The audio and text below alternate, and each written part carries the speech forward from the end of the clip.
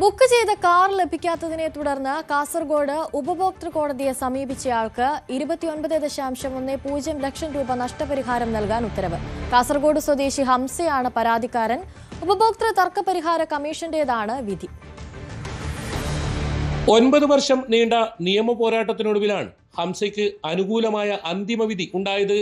2016 11.21 ലക്ഷം രൂപ നൽകി ബുക്ക് ചെയ്ത കാർ ലഭിക്കാത്തതിനെ തുടർന്നാണ് ബേക്കൽ ഹദാദ് സ്വദേശിയും പ്രവാസിയുമായ ഹംസ കുന്നിലിന് 29,10,173 രൂപ നഷ്ടപരിഹാരം നൽകാൻ കാസർഗോഡ് ജില്ലാ ഉപഭോക്തൃ തർക്ക പരിഹാര കമ്മീഷനും തുടർന്ന് കേരള സംസ്ഥാന ഉപഭോക്തൃ തർക്ക പരിഹാര കമ്മീഷനും വിധിച്ചത്.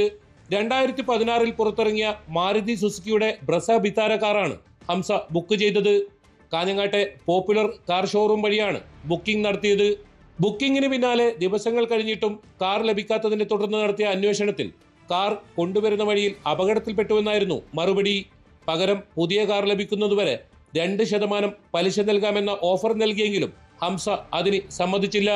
കാർ വാങ്ങുന്നതിനായി ഗൾഫിൽ നിന്ന് പ്രത്യേകമായി നാട്ടിലെത്തിയതായും ഹംസ വ്യക്തമാക്കിയിരുന്നു.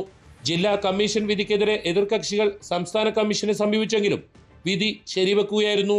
വണ്ടി വന്നിട്ടുണ്ട്. ഞാൻ അതിനാദ്യം ഫണ്ട് ചെയ്തു കൊടുക്കുന്ന ഞാൻ ഗൾഫിൽ തിരിച്ചു വന്ന് ബാങ്കിൽ പോയി ബാങ്കിൽ ലോൺ എടുത്ത് പിറ്റേ ദിവസം തന്നെ ബാങ്കിൽ ഇവർ ട്രാൻസ്ഫർ ചെയ്ത് കൊടുത്ത് ഫണ്ട്.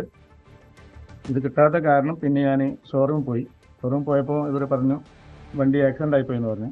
വരുന്ന സമയത്ത് കോഴിക്കോട് നിന്ന് വരുന്ന സമയത്ത് ആക്സിഡൻ്റ് ആയി.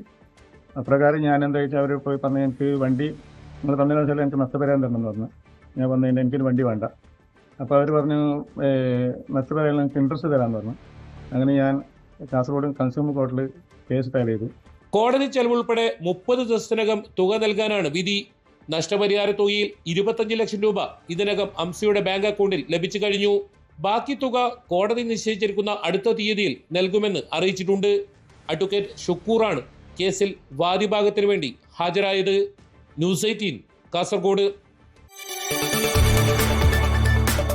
കൂടുതൽ വാർത്തകൾക്ക് news 18 Keralam YouTube channel subscribe ചെയ്യുക.